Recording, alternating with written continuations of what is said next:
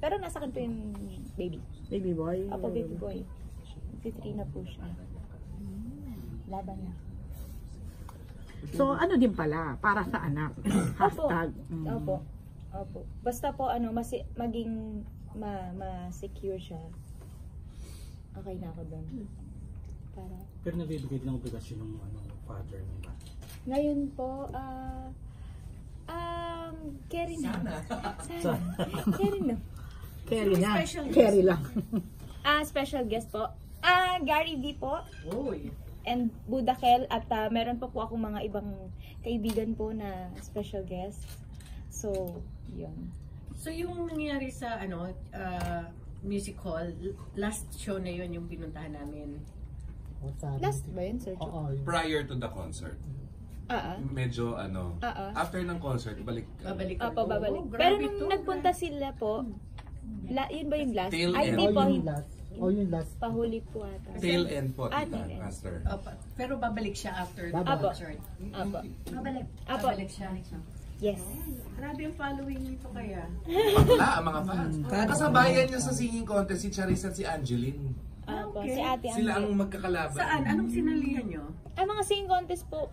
Talaga, Pero kayo mas laging close po kakalaban kami ni naman? Ate Angge kasi bata pa lang po ako, kasama ko na din po siya. Nananalo ba sila sa'yo? Opo naman. So, nag-iikutan lang sa inyo mga panalo. Ganun po. Sakto po. Nag-iikutan lang po.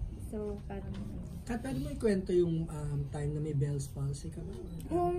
Ano po yun, di ba po nagbuntis po ako.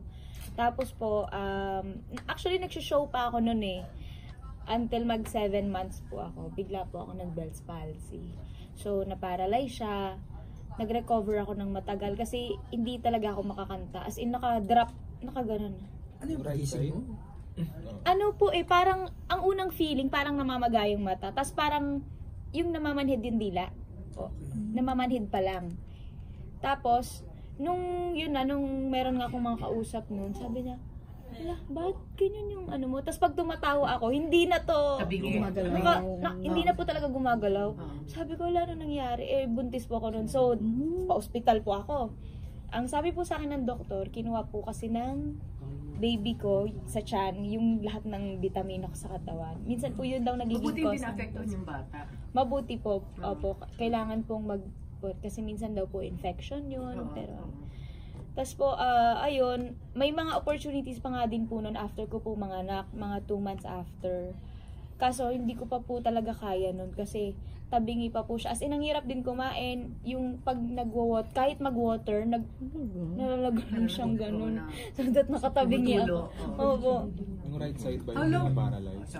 Eto. Okay. Actually po, kung kunyari hindi ko po sabihin sa'yo, pero hanggang ngayon po, hindi pa po siya fully recover talaga. So how long did it take you para ma-heal?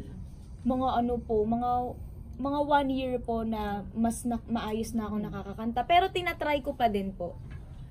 Kahit Nag-therapy ka? Nag-therapy po ako. Kinokuryente, acupuncture. Tama.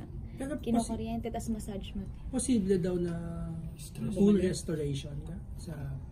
May iba po na hindi po nakaka-recover. Katulad po ngayon, magsi 3 years old na po yung baby ko. So 3 years na po ito. Hindi pa po siya talagang fully. Pag nagsasmile ako. Nararamdaman mo, pero Although sa hindi amin naman hindi. halata.